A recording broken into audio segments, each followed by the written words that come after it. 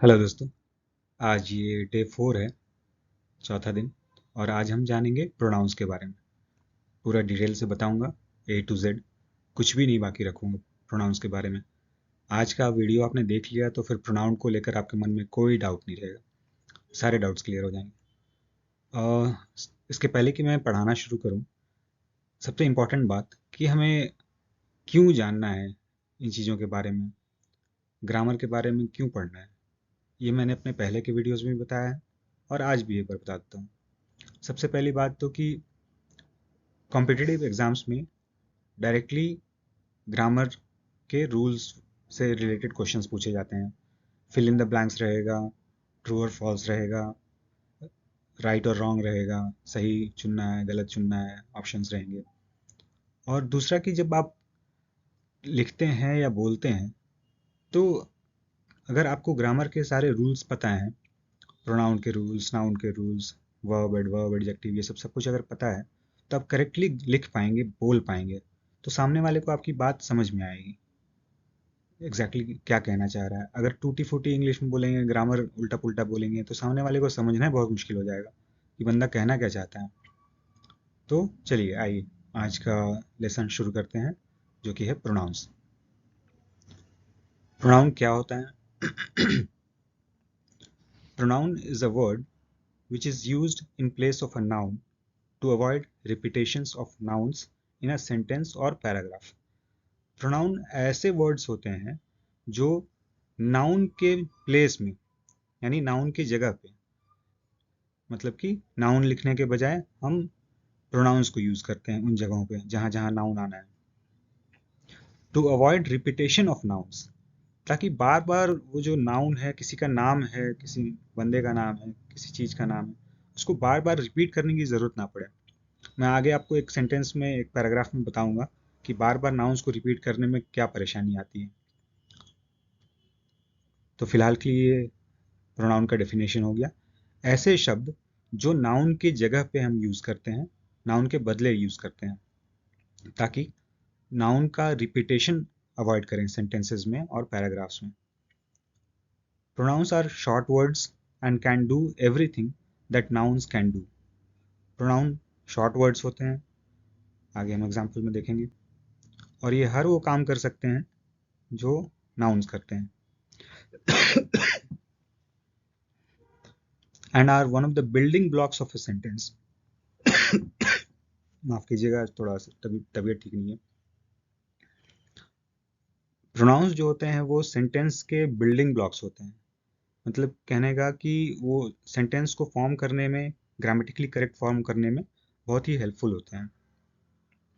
जो common pronounce हम लोग अपनी दिनचर्या की भाषा में यूज करते हैं वो है he, she, you, me, I, this, we, us, these, them, that.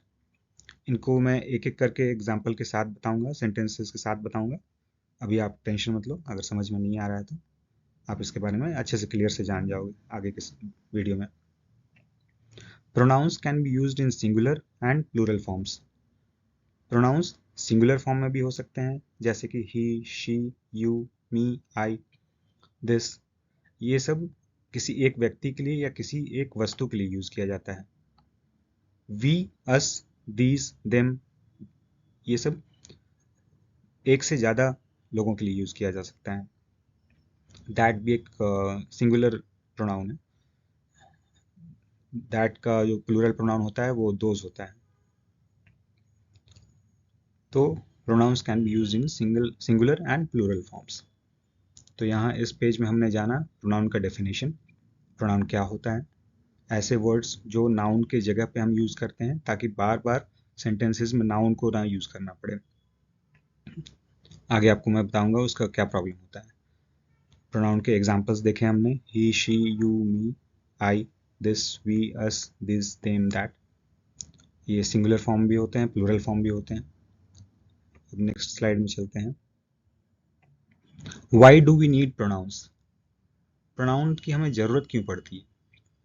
तो जैसा कि डेफिनेशन में ही मैंने बताया कि पैराग्राफ में बार बार रिपीटेशन ना हो किसी चीज़ का, नाउन का, उसको बार बार रिपीट करने से क्या प्रॉब्लम होता है मैं आपको दिखाता हूँ। पहले इसका ज़रूरत समझ लेते हैं एक बार।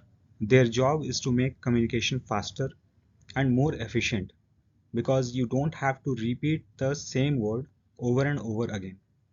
प्रोनाउंस का जो काम है, उनका जो जॉब है, वो कम्युनिकेशन को फास्ट बनाने के लिए होता है।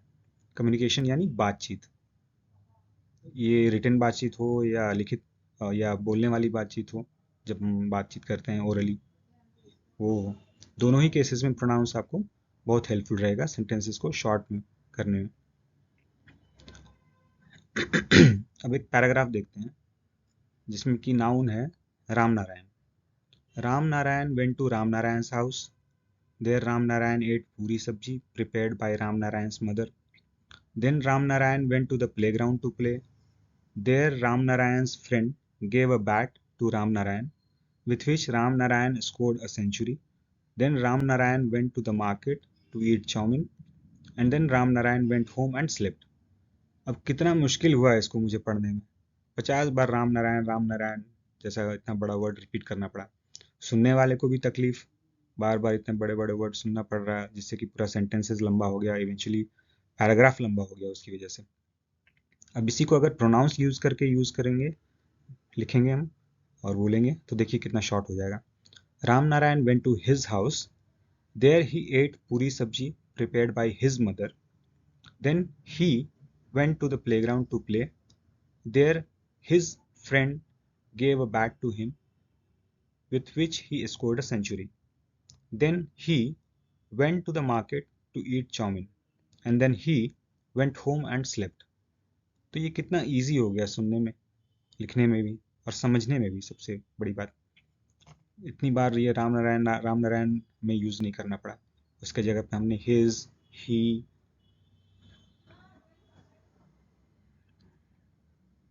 जैसे वर्ड्स बाकी सारे जगह भी हिज और ही यूज हुआ है। यहाँ पे हाँ एक ये हिम भी यूज हुआ है। तो ये 3 वर्ड्स यूज करके, ही, हिज और हिम, सिर्फ ये 3 वर्ड्स यूज करके हमने सेंटेंसेस को कितना शॉर्ट कर लिया और पैराग्राफ को भी शॉर्ट कर लिया। आइए अब आगे देखते हैं कितने टाइप्स ऑफ प्रोनाउंस होते हैं, कितने तरह के प्रोनाउन होते हैं। Personal pronouns, possessive pronouns, reflexive pronouns, indefinite pronouns, interrogative pronouns, relative pronouns, demonstrative pronouns और reciprocal pronouns। इनको मैं एक एक करके आगे की स्लाइड्स में बताऊंगा।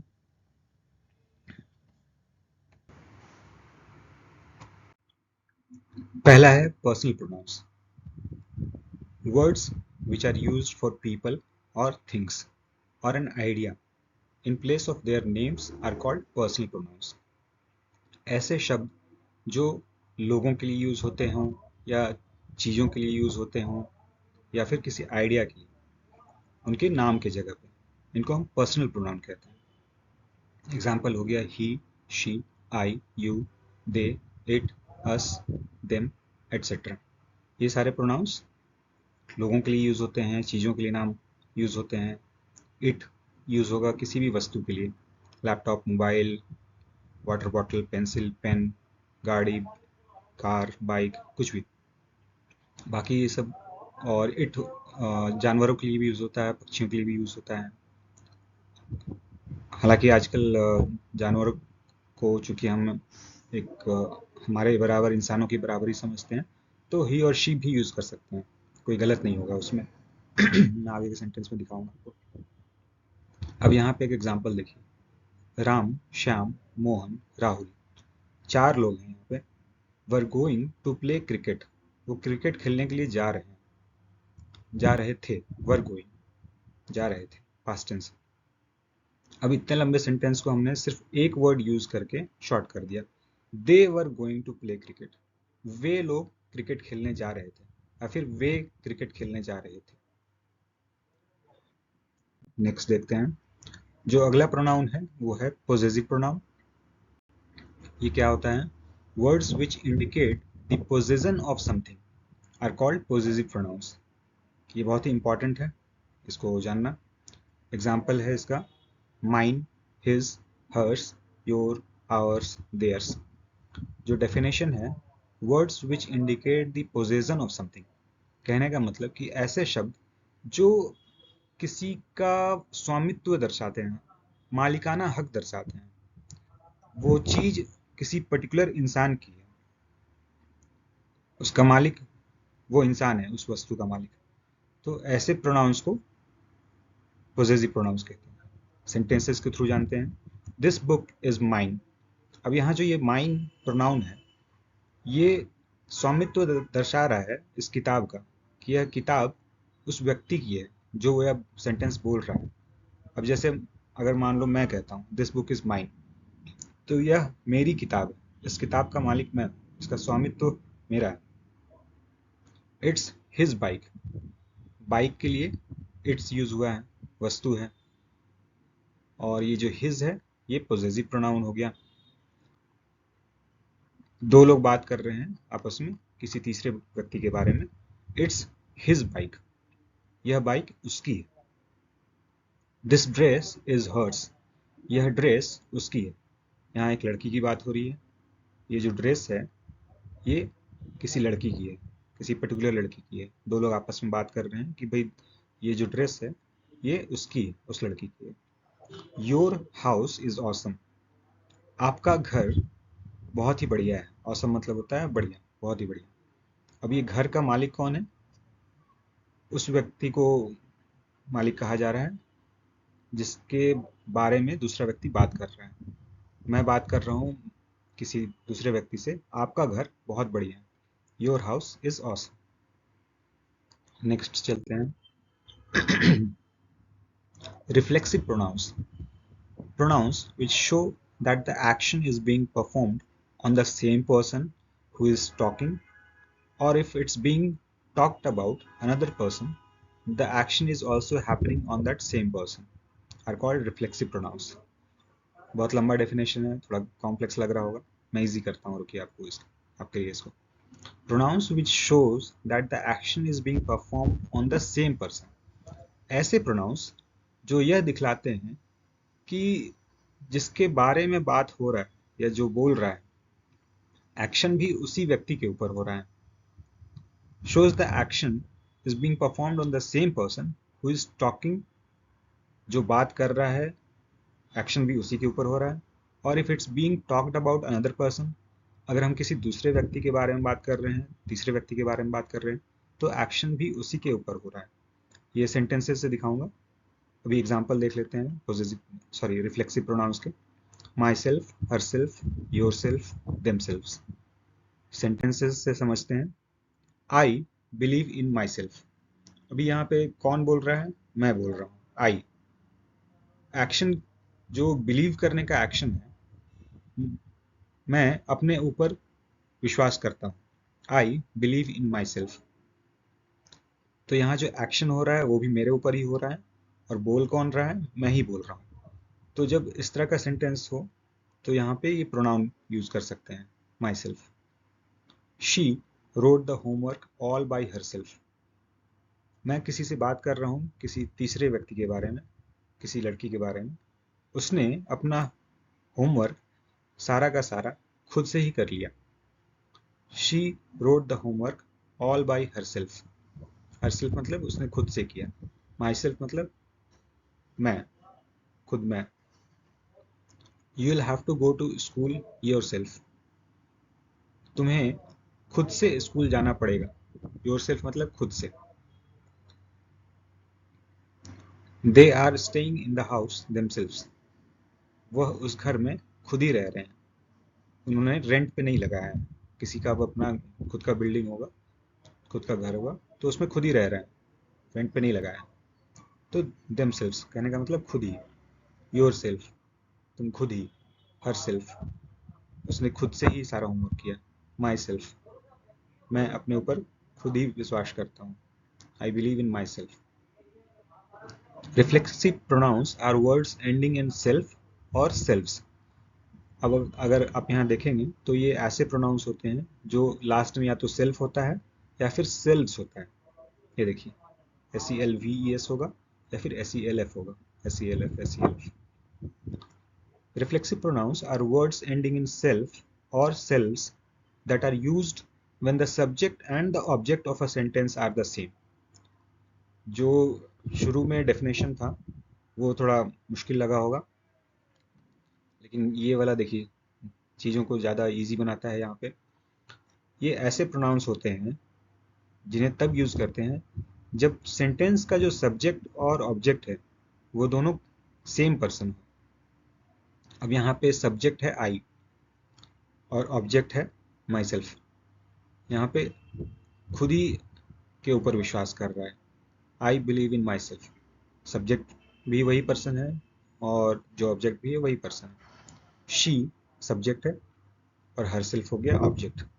She wrote the homework all by her self. इस सेंटेंस का सब्जेक्ट और ऑब्जेक्ट एक ही पर्सन है। तो ऐसे केसेस को रिफ्लेक्सिव प्रोनाउंस यूज करके हम लिख सकते हैं। नेक्स्ट चलते हैं, indefinite pronouns. When the noun which is to be replaced by a pronoun does not have a fixed name or number, then such nouns are replaced by indefinite pronouns. Sentence में जब noun ऐसा हो जिसका कि कोई fixed नाम या number ना हो, तो ऐसे जगहों पे इंडेफिनिट प्रोनाउंस यूज करते हैं। For example everyone, few, some, many, etcetera. अभी एक सेकंड।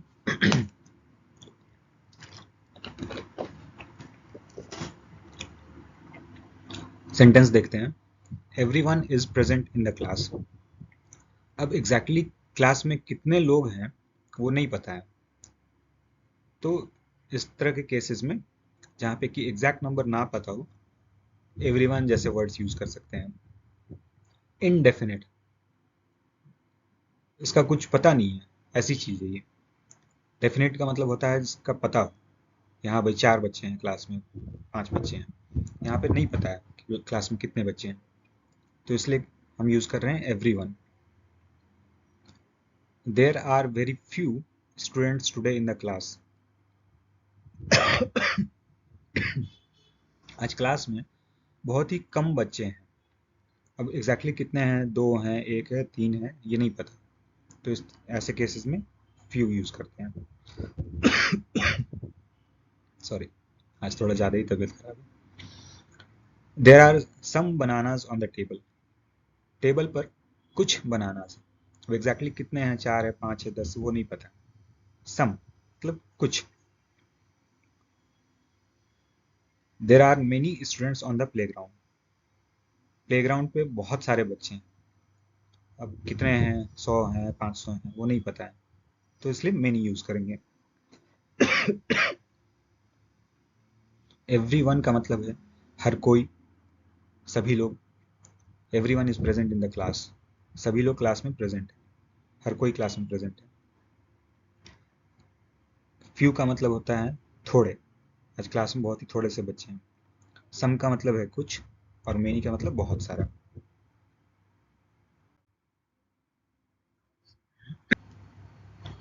नेक्स्ट है interrogative pronouns. Pronouns like who, where, sorry where, which, whom, etc. using which we can ask a question are called interrogative pronouns. ऐसे pronouns जिनको use करके हम questions पूछ सकते हैं। For example who, where, which और whom। Sentences देखते हैं। Who is the topper in the class. Class का टॉपर कौन है, हु का मतलब कौन।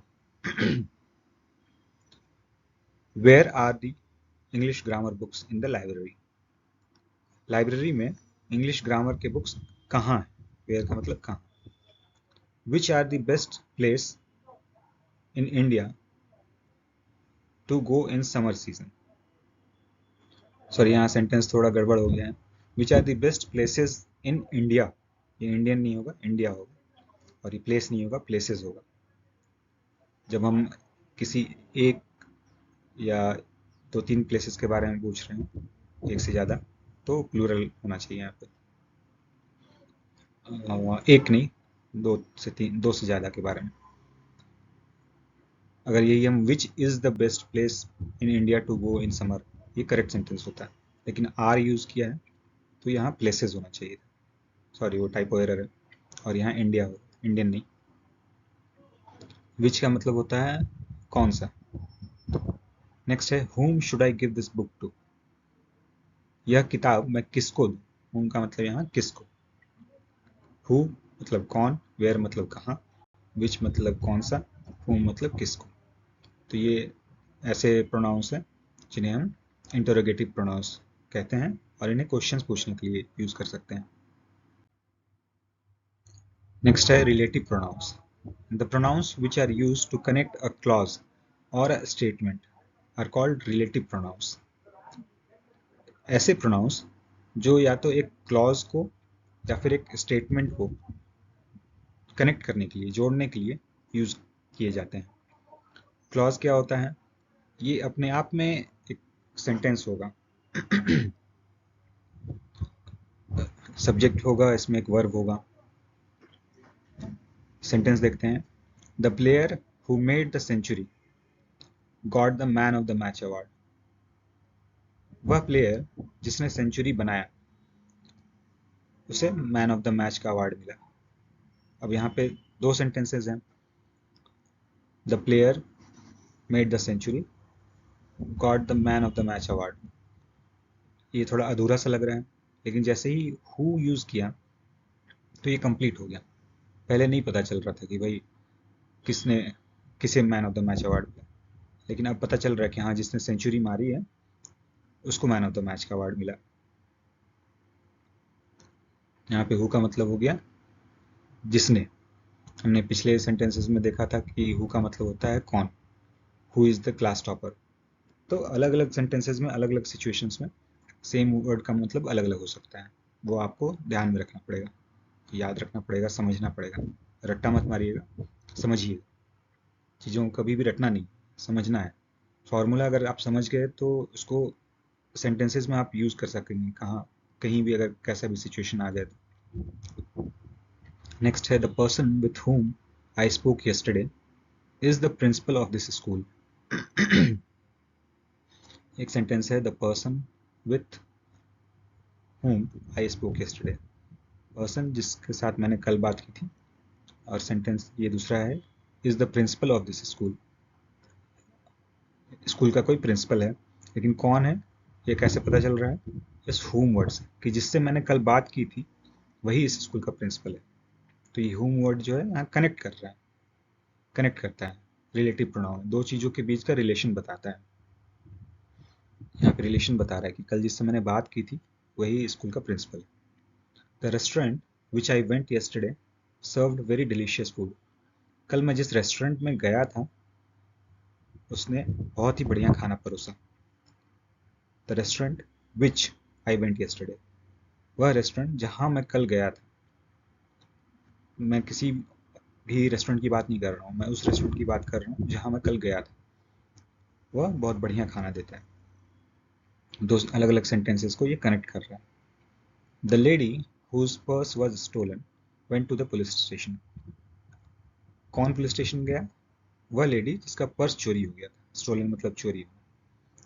द लेडी हुज पर्स, वह लेडी जिसका की, हुज मतलब जिसका, पर्स चोरी हो गया था, वह पुलिस स्टेशन गई। The car that ran the fastest came first in the race. कौन सी कार फर्स्ट आई रेस में, जो सबसे फास्ट जो दौड़ी। फास्टेस्ट कंपैरेटिव ये डिग्री है, डिग्रीज ऑफ कंपैरिजन पढ़ेंगे तब इस वर्ड को पढ़ेंगे हम लोग। अभी के लिए आप ये जानिए कि वह कार फर्स्ट आई रेस में जो सबसे फास्ट दौड़ी। दैट रैन द फास्टेस्ट, यहाँ पे दैट का मतलब जो। नेक्स्ट है demonstrative pronounce.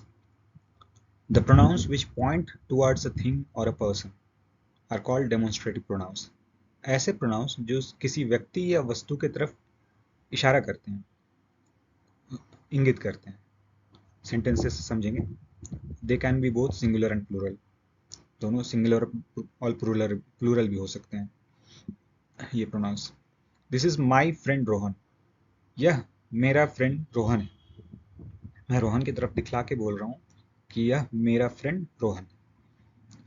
That is my favourite place that I love to go. यहाँ पे दैट डेमोन्स्ट्रेटिव प्रोनाउन है।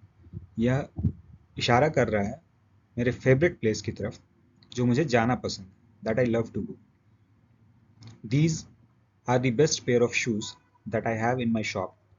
यहाँ पे दीज जो है डेमोन्स्ट्रेटिव प्रोनाउंस है। ये मेरे उन पेयर ऑफ शूज की तरफ इशारा कर रहे हैं जो मेरी दुकान में सबसे बेस्ट है। Those are the customers waiting in the queue to buy movie tickets. मैं किसी की तरफ इशारा कर रहा हूँ, कुछ लोगों की तरफ। ये वो कस्टमर्स हैं जो मूवी टिकट खरीदने के लिए क्यू में यानी लाइन में वेट कर रहे हैं। तो this, that, these, those, this और दैट सिंगुलर प्रोनाउन हो गया, दीज और दोज प्लूरल डेमोन्स्ट्रेटिव प्रोनाउन हो गया। तो इन वर्ड्स को हम तब यूज करते हैं जब किसी चीज की तरफ इशारा करना है। नेक्स्ट है रेसिप्रोकल प्रोनाउंस। सबसे लास्ट प्रोनाउन है ये। रेसिप्रोकल प्रोनाउन क्या होता है? Are pronouns that are used to express a mutual relationship. कहने का मतलब दो चीजों के बीच आपस में एक दूसरे के ऊपर निर्भरता दिखाते हैं। आगे हम सेंटेंस में जानेंगे। There are only two reciprocal pronouns in English grammar. English grammar में केवल दो रेसिप्रोकल प्रोनाउन होते हैं, ईच अदर और वन अनदर। कहाँ पे किसका कब यूज करना है? दोनों लगभग सेम ही दिख रहा है, ईच अदर, वन अनदर। तो इसका यूसेज ऐसे है। If there are two things use each other. अगर दो चीजों के बीच की बात हो रही है तो ईच अदर यूज कीजिए। If there are more than two use one another. अगर दो से ज्यादा चीजों के बारे में बात हो रही है तो वन अनदर यूज करेंगे। सेंटेंस देखते हैं। We take care of one another in our family. तो एक फैमिली में दो से ज्यादा लोग हो सकते हैं, 4, 5, 10। तो हम सभी एक दूसरे का ख्याल रखते हैं। टेक केयर करने का मतलब ख्याल रखना। तो यहाँ पे दो से ज्यादा हैं इसलिए वन अनदर यूज कर रहे हैं। My two kids always take care of each other. अब यहाँ दो बच्चों की बात हो रही है। मेरे दोनों बच्चे एक दूसरे का ख्याल रखते हैं, हमेशा ख्याल रखते हैं, ऑलवेज। दो की बात हो रही है इसलिए ईच अदर यूज करेंगे, यहाँ पे वन अनदर नहीं करेंगे। The fighters are hitting each other with their punches. अब एक बॉक्सिंग रिंग में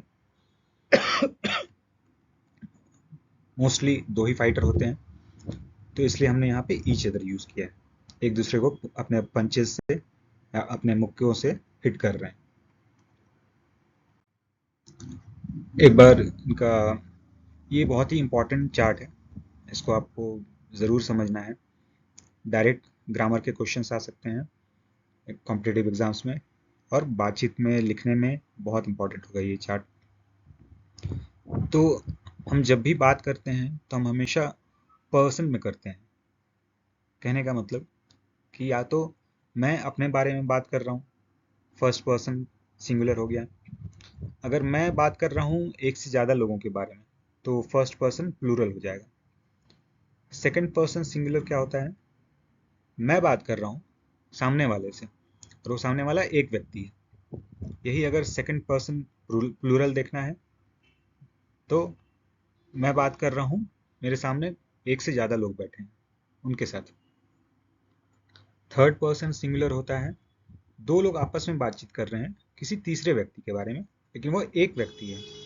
जब एक से ज़्यादा होगा तो वो हो जाएगा थर्ड पर्सन प्लूरल, और वहाँ पे हम यूज़ करेंगे दे, देम, देयर्स, इस तरह से। अब इसमें एक और कॉन्सेप्ट है, सब्जेक्टिव, ऑब्जेक्टिव और पोजेसिव। कहने का मतलब कि सेंटेंस के शुरुआत में जिन वर्ड्स को यूज करना है इन केसेस में, first person singular plural, second person singular plural, third person singular plural में, तो ये वर्ड्स यूज करेंगे। आई यानी मैं, वी यानी हम, सिंगुलर सेकंड पर्सन के लिए तुम होता है, और प्लूरल सेकंड पर्सन के लिए भी तुम होता है। मैं सेंटेंसेस में आगे दिखाऊंगा आपको। थर्ड पर्सन सिंगुलर होगा ही, शी, इट यानी वह। सेंटेंस बताऊंगा मैं आपको इससे। थर्ड पर्सन प्लूरल हो गया दे। तो ये सेंटेंस के शुरू में आएंगे ये वर्ड्स, सब सेंटेंस का सब्जेक्ट होगा ये, इसलिए इसे इन्हें सब्जेक्टिव प्रोनाउंस कहते हैं। ऑब्जेक्टिव प्रोनाउंस होंगे जो सेंटेंस के लास्ट में आएंगे, जैसे कि मी यानी मुझे, अस यानी हमें, यू यानी तुम। यू का हमेशा सेम ही होता है, सब्जेक्टिव हो या ऑब्जेक्टिव, उसका मतलब तुम ही होता है। मैं सेंटेंस में दिखाऊंगा आपको। ही का बन जाएगा हिम, शी का बनेगा हर, इट का बनेगा इट। सेम ही रहता है, इसका हिंदी में होता है मतलब उसको। मैं सेंटेंसेस में बताऊंगा ये आपको। और थर्ड पर्सन प्लूरल का दे का बन जाएगा देम, यानी उनको, एक से ज़्यादा लोग, उन्हें। यही है पॉजिटिव प्रोनाउन। मैंने पॉजिटिव प्रोनाउन बताया था पिछली स्लाइड में, 2-3 स्लाइड में पहले, शुरू में ही, कि ऐसे प्रोनाउंस जो स्वामित्व दर्शाते हैं, मालिकाना हक दर्शाते हैं, कि हाँ भाई कोई चीज़, कोई वस्तु किसी व्यक्ति की है। तो इन केसेस में फर्स्ट पर्सन सिंगुलर में माई और माइन यूज होगा, फर्स्ट पर्सन प्लूरल में आवर, आवर्स यूज होगा। ये सेंटेंसेस में बताऊंगा मैं आपको। माई और माइन का हो गया मेरा, मेरी। आवर, आवर्स का हो गया हमारा। सेकंड पर्सन सिंगुलर में योर, योर्स, यानी कि तुम्हारा। ये सेंटेंसेस में बताऊंगा आपको, आप अभी बस ये सुन लो एक बार।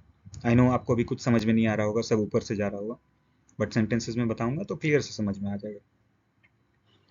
सेकंड पर्सन प्लूरल, इसका पॉजिटिव नेचर होगा, पॉजिटिव प्रोनाउन होगा your, yours. Third person singular का हो जाएगा, देखिए ही का बन जाएगा हिज, शी का बनेगा हर, इट का इट्स, और हर का एक और फॉर्म होगा हर्ष, ये भी हो सकता है, उसका या उसकी। दे का बन जाएगा देयर या देयर्स। आइए अब इनको सेंटेंसेस में देखते हैं। पहला जो फर्स्ट पर्सन सिंगुलर था, आई, यानी मैं। I am going to the temple, मैं टेम्पल जा रहा हूँ। जो उसका ऑब्जेक्टिव फॉर्म था आई का, वो था मी, यानी मुझे। Give the book to me, यहाँ देखिए सेंटेंस के शुरुआत में नहीं आ रहा है बल्कि लास्ट में आ रहा है, तो इसलिए ऑब्जेक्टिव प्रोनाउन यूज करेंगे। यहाँ पे आई जो है वो सेंटेंस के शुरुआत में है, इसलिए सब्जेक्टिव प्रोनाउन है। दिस इज माई बाइक, जो पॉजेसिव फॉर्म था आई का वो है my. This is my bike. आप वीडियो को बैक करके एक बार फिर से उस चार्ट को देखिए और एक बार फिर से यहाँ पे आके रेफर कीजिए, आपको समझ में आएगा। जैसे जैसे वो वर्ड्स यूज हुए हैं मैंने वैसे वैसे सेंटेंसेस बनाए हैं, तो आपको समझने में ईजी रहेगा। यह मेरी बाइक है। दिस कार इज माइन, जो पॉजिटिव फॉर्म था आई का, उसका एक माई भी था और माइन भी था, पिछले चार्ट में आपने देखा होगा। तो हम अगर ऐसे लिखते हैं दिस कार इज माइन, यह कार मेरी है, तो ये भी करेक्ट है। अब फर्स्ट पर्सन प्लूरल फॉर्म देखते हैं, वी। पिछले चार्ट में जो सेकंड लाइन है, सब्जेक्टिव फॉर्म है इसका, we are going to watch a movie, हम मूवी देखने के लिए जा रहे हैं। जो ऑब्जेक्टिव फॉर्म है वो है us, first person plural. Can you please give the notes to us, क्या आप प्लीज नोट्स हमें दे सकते हैं, हमें। मैं बात कर रहा हूँ एक से ज़्यादा लोगों से, फर्स्ट पर्सन में बात हो रही है, मैं ही बात कर रहा हूँ लेकिन एक से ज़्यादा लोगों से बात हो रहा है। तो इसका ये जो ऑब्जेक्टिव फॉर्म है, ऑब्जेक्ट वाला फॉर्म है, वो अस है। यहाँ पे था कि मैं बात कर रहा हूँ हम सभी के बारे में, और सब्जेक्ट वाला फॉर्म यूज़ करके, तो इसलिए वी यूज़ हुआ है। जो पॉजिटिव वर्ड है वी का वो है आवर और ours. Our house is very beautiful, किसका घर है, मालिकाना हक किसका है, हमारा। तो मैं बात कर रहा हूँ हमारे घर के बारे में, पॉजिटिव वर्ड यूज़ करूँगा, हमारा घर बहुत खूबसूरत है। एक और सेंटेंस हो सकता है इसका, दिस हाउस इज़ आवर्स, यह हमारा घर है, यह घर हमारा है। पॉजिटिव वर्ड यूज़ किया है मैंने, घर का स्वामित्व दिखा रहा है, फर्स्ट पर्सन में बात हो रहा है, मैं बात कर रहा हूँ, और एक से ज़्यादा लोगों के बारे में बात कर रहा हूँ। हमारा घर है, मेरा अकेले का नहीं, एक से ज़्यादा लोगों के बारे में बात हो रहा है। अब first person, sorry second person singular देखते हैं, you. You are going to say the prayer today, मैं एक व्यक्ति से बात कर रहा हूँ, तुम आज की प्रार्थना बोलोगे। सुबह की मॉर्निंग असेंबली में स्कूलों में जो असेंबली होती है उसमें तुम आज प्रार्थना बोलोगे। अब अगर इसको ऑब्जेक्ट की तरह यूज करना है, I have given the money to you, मैंने तुम्हें पैसे दिए हैं, मैंने पैसे तुम्हें दिए, ऐसे भी बोल सकते हैं। मैं बात कर रहा हूँ किसी दूसरे व्यक्ति से, तो ये second person. Your shoes are really nice, आपके जूते वाकई में बढ़िया हैं, वाकई में अच्छे हैं।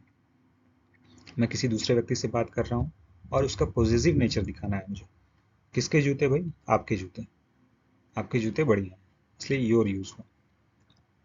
अब इसी को और एक अलग तरीके से कह सकते हैं, इज दिस कार योर्स, क्या यह कार आपकी है? इसका जो मालिकाना हक है क्या वह आपका है? मैं पूछ रहा हूँ। हम क्वेश्चंस भी बना सकते हैं इन वर्ड्स को यूज करके। You are having the exams in November. अब इन सेंटेंसेस में आपको मैं सेकंड पर्सन प्लूरल फॉर्म दिखाऊंगा। मैंने बताया था कि यू का हमेशा यू ही रहता है, तो यहाँ पे आपने देखा कि मैं किसी एक व्यक्ति से बात कर रहा हूँ। You are going to say the prayer today, तुम आज की प्रार्थना बोलने जा रहे हो। लेकिन यहाँ पे देखिए, you are having the exams in November, मैं क्लास के सभी बच्चों से बात कर रहा हूँ कि तुम लोगों का एग्जाम नवंबर में होने वाला है। यहाँ पे हम ऑल भी ऐड कर सकते हैं, you all are having the exams in November, तो और क्लैरिटी आ जाएगी। बट नहीं भी ऐड किया है तो ये अकेले यू भी काफ़ी है। I have given the question papers to you, अब ऑब्जेक्ट वाला फॉर्म यूज करना है, सेंटेंस के लास्ट में लगाना है, तो इस तरह से सेंटेंस बनेगा। I have given the question papers to you, मैंने आप लोगों को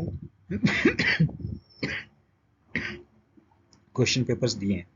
क्लास के सभी बच्चों की बात हो रही है, तो उन सबको मैंने क्वेश्चन पेपर्स दिए।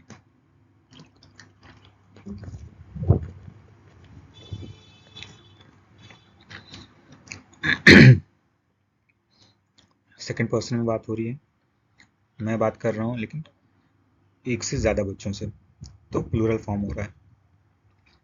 यहाँ पे सिंगुलर फॉर्म्स चल रहे थे।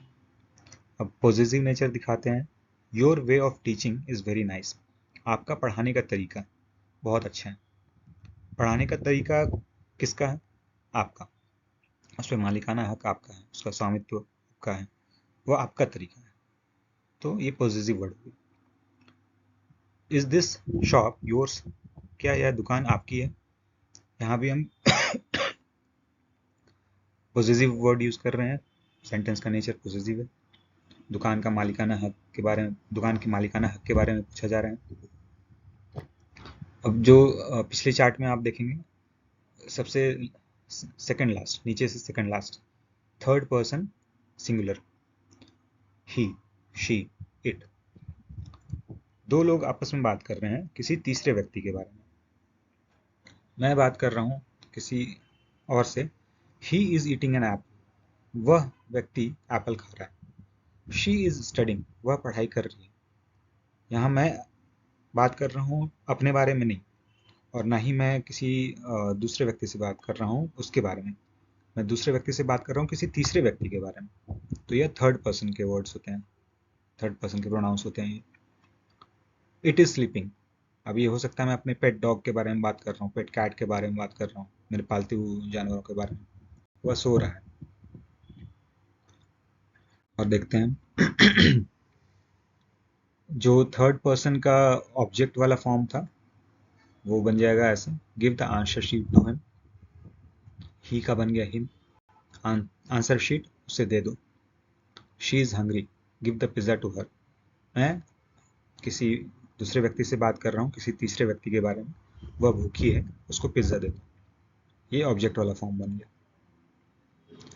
It's a nice laptop, are you buying it, laptop के लिए जो कि एक वस्तु है, इट यूज हुआ है।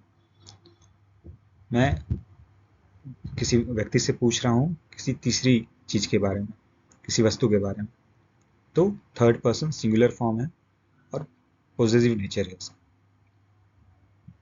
सॉरी, ये ऑब्जेक्ट वाला फॉर्म है, पॉजिटिव नेचर आगे देखेंगे। ये एक अच्छी लैपटॉप है, क्या आप इसे खरीद रहे हैं? अब इसका पॉजिटिव वाला फॉर्म देखते हैं, जहाँ पे कि मालिकाना हक दर्शाया जाएगा।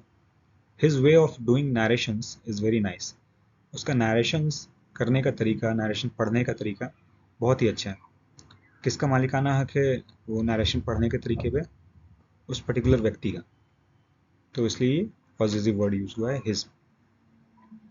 हर ड्रेसिंग सेंस इज ऑसम, उसका ड्रेसिंग सेंस बहुत बढ़िया है। दो लोग आपस में बात कर रहे हैं किसी तीसरे व्यक्ति के बारे में, थर्ड पर्सन है, पॉजिटिव नेचर है, उस लड़की का ड्रेसिंग सेंस का बात हो रहा है, तो इसलिए हर यूज हुआ है।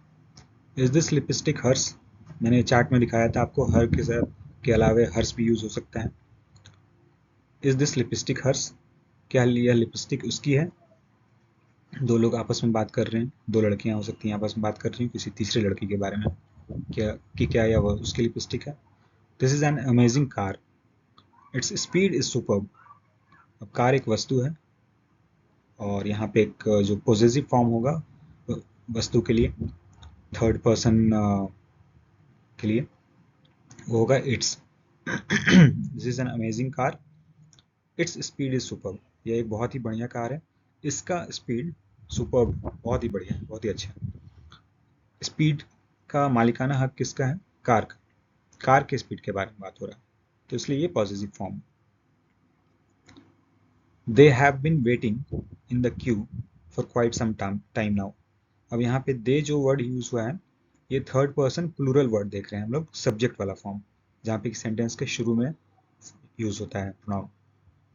दे have been waiting in the queue for quite some time now, वह क्यू में यानी कतार में यानी लाइन में कुछ समय से, काफी समय से, क्वाइट सम टाइम का मतलब होता है काफी समय से, इंतजार कर रहे हैं, वेटिंग।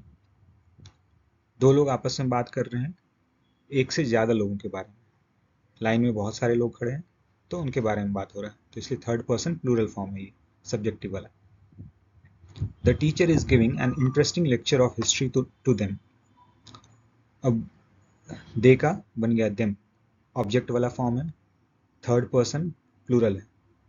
मैं किसी से बात कर रहा हूँ कि भाई जो टीचर है वह क्लास में बहुत सारे बच्चे हैं, उनको एक इंटरेस्टिंग लेक्चर दे रहा है हिस्ट्री पे, इंटरेस्टिंग लेक्चर दे रहे हैं हिस्ट्री पे, हिस्ट्री पढ़ा रहे हैं, इतिहास पढ़ा रहे हैं बहुत ही इंटरेस्टिंग तरीके से। तो देम जो हो गया यहाँ पे थर्ड पर्सन प्लूरल ऑब्जेक्ट वाला वर्ड सेंटेंस के लास्ट में। Pronouns are very important in English grammar, their usage is very common in every sentence.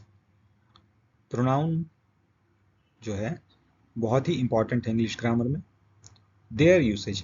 अब यहाँ देयर जो वर्ड है ये पॉजेसिव वर्ड है, प्रोनाउन का पॉजेसिव फॉर्म है ये, प्रोनाउन का यूसेज बता रहा है, उसका जो मालिकाना हक है उस यूज पे वो प्रोनाउंस का है, तो इसलिए यहाँ पे ये प्लूरल फॉर्म, पॉजेसिव फॉर्म है इसका।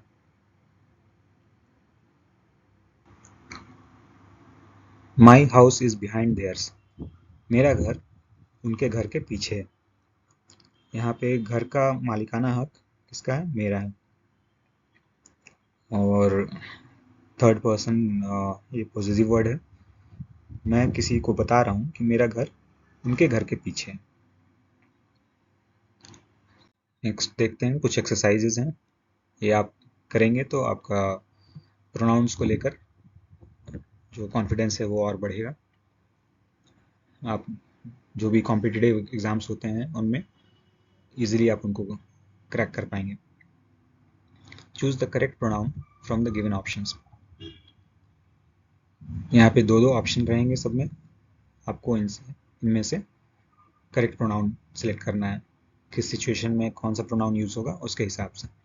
पहला सेंटेंस है my brother loves to learn physics, मेरा भाई फिजिक्स सीखना बहुत पसंद करता है। अभी हिम और ही यूज होगा, इनमें से कौन सा वर्ड यूज होगा? Is a fan of physics. इसका आंसर मैं नेक्स्ट स्लाइड में दूंगा, तब तक के लिए आप खुद से इसको एक नोटबुक में इसका आंसर लिखिए और बाद में जो करेक्ट आंसर्स हैं उनसे मैच कराइए, तो आपको पता चलेगा कि आपका प्रोनाउंस को लेकर जो अंडरस्टैंडिंग है, जो कॉन्सेप्ट्स हैं वो क्लियर हुए हैं कि नहीं। द बाइक दिस और that I drove yesterday was amazing.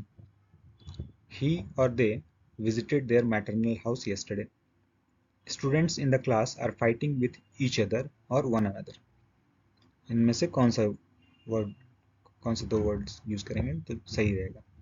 इनमें कौन सा वर्ड यूज करेंगे तो सही सेंटेंस बनेगा? ग्रामेटिकली करेक्ट सेंटेंस बनाना है। शनाया कंप्लीटेड शी या फिर हर होमवर्क, कौन सा करेक्ट है इनमें से? आई हैव अ डॉग, दे या फिर she is black and white in colour. आप आंसर्स इसका लिख लीजिए, अभी वीडियो को पॉज कर लीजिए, एक बार ये सारे आंसर्स अपने सोच अपने समझ के हिसाब से लिख लीजिए, फिर वीडियो को आगे देखिएगा।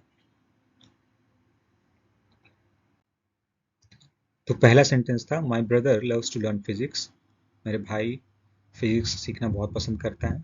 ही is a fan of physics, him नहीं होगा क्योंकि हिम जो है वो ऑब्जेक्टिव फॉर्म है,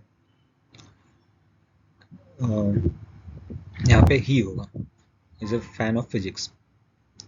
the bike that I drove yesterday was amazing, this नहीं यूज होगा क्योंकि पास्ट टेंस में किसी चीज को इशारा करने के लिए, किसी चीज के बारे में बताने के लिए दैट यूज करते हैं।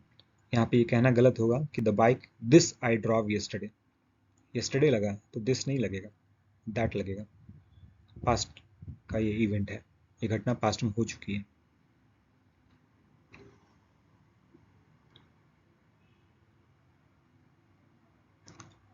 दे visited their maternal house yesterday, यहाँ पे दे यूज होगा क्योंकि देयर यूज हो रहा है।